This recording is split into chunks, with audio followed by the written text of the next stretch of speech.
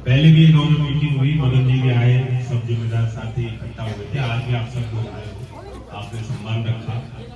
आपके यहाँ इस क्षेत्र में गांव में किस तरह से विकास हुआ है पहले वो आपको मालूम भी है, वो बातें यहाँ रखी भी गई।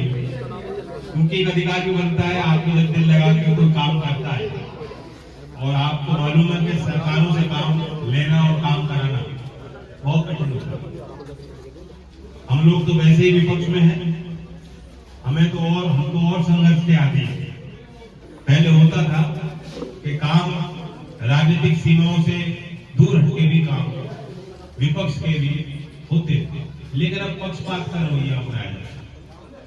तो ऐसे में आपको भी तैयार रहना पड़ेगा और हमारे सभी कार्यकर्ताओं को भी कि निरंतरता के साथ हमें जनता के बीच रहना है, संघर्ष करना है, मेहनत करनी है। मैं इसके लिए तैयार हूँ, हमारे विधायक इसके लिए तैयार है। आपका आशीर्वाद। यहाँ स्कूल की बात हुई, आपको बता रहा हूँ कि हमें कैसे कैसे किस तंत्र का सामना करना है। ये जो माध्यमिक स्कूल है, रास्ते में देखकर आया था, योगराज जी ने बताया इसकी स्थापना हुई। इसी तरह के जो सरकारी संस्थाएं हैं, अगर इसी रास्ते पे हम चलेंगे जिस रास्ते पे आज देश चल रहा है, ज्यादा दिन बचने वाले नहीं। सरकार ने प्लानिंग कर ली है, रिपोर्ट प्रतिवेदन तैयार कर लिया है, प्रस्ताव ऑलरेडी रेडी है। कुछ जगह पायलट प्रोजेक्ट के तौर पे इसे लॉन्च करेंगे और इन सब चीजों को या तो बंद किया जाएगा, बेचा जाएगा इनकी संपत्तियां, या इनको निजीकरण में प्राइवेटाइज कर दिया जाएगा। और आपको मालूम है कि कोई भी चीज जब सरकारी हाथों से निकल के निजी हाथों में जाती है, सेवा के स्तर में कोई बढ़ोतरी नहीं होती। पहले एक आध महीने लोगों को दिखाया जाता है कि देखो कितनी अच्छी सेवा मिल रही है सरकारी सेवाओं में, आपको उन सेवाओं से वंचित रखा गया। लेकिन बाद में एक एक करके धीमे धीमे करके आर्थिक बोझ बढ़ा दिया जाता, खर्चे बढ़ा दिए जाते हैं। आज सरकार के पास रेवेन्यू की कोई कमी नहीं। रात में एक टैक्स की शुरुआत की गई, टैक्स की घोषणा हुई, लॉन्च किया गया धूमधाम से। केंद्र सरकार ने बोला खुशियां मनाओ। देश ने पूछा क्यों खुशी मनानी है कि नया टैक्स आया है। आप सोचे किस कदर लोग भक्ति में सारी चीजों को भुला गए हैं कि देश ने पहली बार एक टैक्स की शुरुआत की, कुछ सेलिब्रेशन किया कि वाह वाह वाह कितना अच्छा काम है कि टैक्स नया लगे। लोगों को बताया गया था कि ये केंद्रीय टैक्स है जो राज्य स्तर पे अलग अलग दरें लगाई जाती थी, उसे समायोजित करके ग्राहक पे कम बोझ ला देगा। लेकिन आज आप तुलना करेंगे, हर चीज पे अब जीएसटी लग चुका है, हर चीज पे लग चुका है। कोई भी चीज सरल नहीं है, जिसको जीएसटी भरना पड़ता है उसके लिए कोई काम सरल नहीं हुआ। हर छोटे व्यापारी को आज अकाउंटेंट रखने की जरूरत पड़ गई है, कई बार रिटर्न भरने की जरूरत है, तो कोई सरलता नहीं आई, ग्राहक पे कोई बोझ कम नहीं हुआ। बस केंद्र सरकार की रेवेन्यू बढ़ गई, राज्य सरकार की रेवेन्यू घट गई, संसाधन इनके पास कई लाख करोड़ के हो गए। अब वो पैसा कहाँ लगाया जा रहा है, कैसे वो पैसा प्रयोग में लाया जा रहा है, कैसे वो संसाधन जमीन पे लगाए जा रहे हैं, कितने लगाए जा रहे हैं, ये आप खुद आप करते हैं। हमारी एक प्राथमिकता है जो चौधरी चरण सिंह जी कह गए, छोटी इकाई कोई नहीं होती। आप छोटे जो कामगार हैं, जो छोटी उद्योग की इकाई है, उसकी इज्जत करो। जितना रोजगार की छोटे काम वाले आपको दे सकते हैं देश में, और वही देश की बुनियाद थी, वही देश की जड़ें थी। चौधरी साहब समझ गए थे कि भाई इनको आप गांव की यूनिट को, छोटी इकाइयों को अगर आप छोड़ करके सोचेंगे बड़े परियोजनाएं हैं इस देश में, उनसे बड़ा लाभ हो जाएगा, नहीं, उसका लाभ नीचे तक नहीं पहुंचा। और आज वही देश की हकीकत है। तो बड़ी घोषणाएं, बड़ी परियोजनाएं से हटके हमारी नजर आप पे रहनी चाहिए। हमने तो मैनिफेस्टो पिछली बार तैयार किया था, कई अच्छी अच्छी चीजें थी, अब सरकार में हम नहीं आ पाए, लागू नहीं होगा। आज बड़े बड़े हाईवे बन रहे हैं, बिना टोल पे आप जैसा कोई व्यक्ति उस पर चढ़ नहीं सकता। किसी का गांव उस रास्ते में आ जाएगा तो रोज सुबह उठ के टोल दोगे, वापस लौट के टोल दोगे। लेकिन कहने को बड़ी अच्छी सुविधा है। हमने प्रस्ताव रखा था कि 25,000 किलोमीटर ग्रामीण सड़कों का हम एक सालाना लक्ष्य तय करेंगे उत्तर प्रदेश में। आज योगी जी कहते हैं कि गड्ढा मुक्त सरकारें रोड सड़क है, ना तो सरकार गड्ढा मुक्त है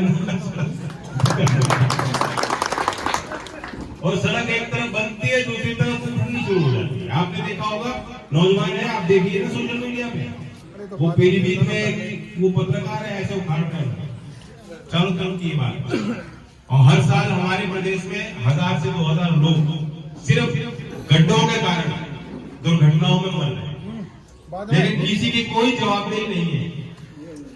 हमारे प्रदेश में कुपोषण की हालत है कि सरकारी आंकड़े बताते हैं सिर्फ 6.1% बच्चे जो 6 महीने से लेकर 2 साल की जिनकी आयु है, जो बुनियाद होती है बच्चे की, सिर्फ 6.1% उन बच्चों को पौष्टिक आहार जो पोषण उनको मिलना चाहिए मिल पा रहा है। लेकिन फिर भी सरकार कहेगी हम राशन दे रहे हैं। मतलब 94% बच्चों को हम सही पोषण सही उनकी उम्र में नहीं दे रहे हैं। वो बड़े होकर क्या करेंगे? क्या वो बराबर हो पाएंगे? क्या वो आगे बढ़ पाएंगे प्रतिस्पर्धा में? नहीं बना पाएंगे। इस सब के बावजूद भी गांव के बच्चे आज किसी भर्ती में जाके देखें, अगर वो अव्वल दर्जे में जा रहे हैं, कंपटीशन में आ रहे हैं, वो सिर्फ अपने खून पसीने के कारण है, अपनी मेहनत के कारण। गांव के वो बच्चे सुबह और रात को गांव के बाहर आपको दौड़ते मिल जाएंगे। वो सेना में भर्ती होना चाहते हैं। वो एक नौकरी थी जिसके लिए एक आकर्षण था लोगों में, लेकिन आज वो आकर्षण इन्होंने छोड़ा नहीं। हम राष्ट्रवादी लोग हैं, लेकिन हम भारतीय सेना में कुल्हाड़ी मारते हैं। ये कोई बात बनी?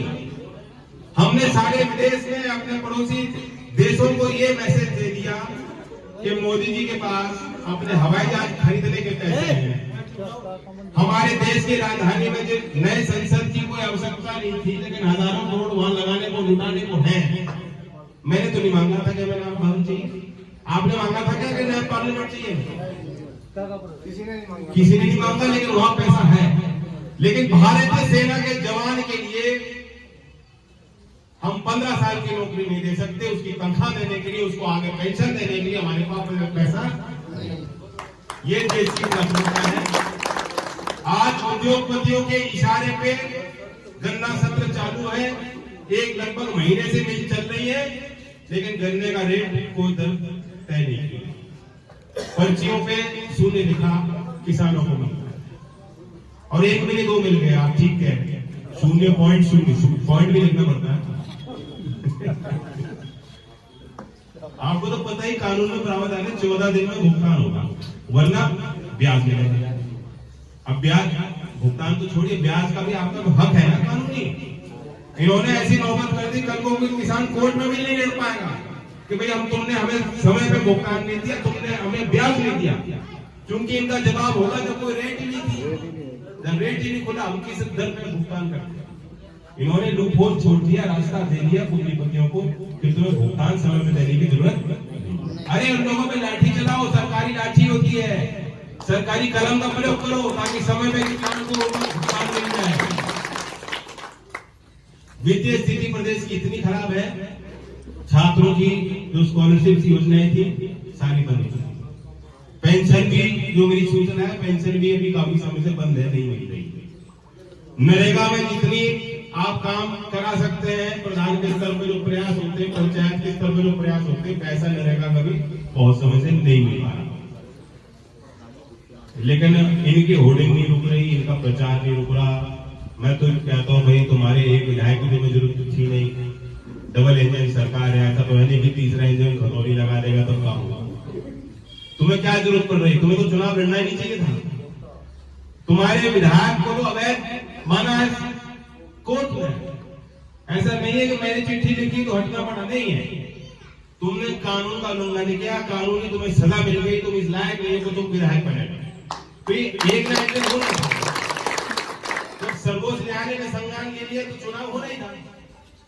लेकिन एक दंड समाज के तौर पे आप उन्हें दे सकते हो, जो पार्टियां ऐसे लोगों को शरण देती है, ताकि कम से कम आगे ऐसे लोग तो राजनीति में ना आए। जैसे घर के मुखिया अपने परिवार के लिए फैसले लेते हैं, हर एक मतदाता को अपने परिवार के लिए, अपने समाज, अपने गांव, अपने देश के लिए फैसला लेना है। 5 तारीख फैसले की करेंगे। मैं आपसे ये कहना है, अगर आपको लगता है कि सरकार ने बहुत अच्छा काम किया, तब भी इन्हें एक और विधायक की जरूरत नहीं। बहुत अच्छा काम भी किया होता, तब भी इनको एक और विधायक की जरूरत नहीं थी कि आप इन्हें इनाम दो। इन्होंने तो अच्छा काम किया ही नहीं, तो इनको दंड दो।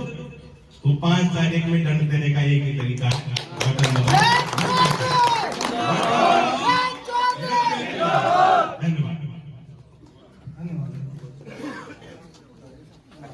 तो गाड़ी फाड़ दे शाम में तो बैठ के देख रहा हूँ, तो गाड़ी फाड़ दे वहीं पे बैठ के।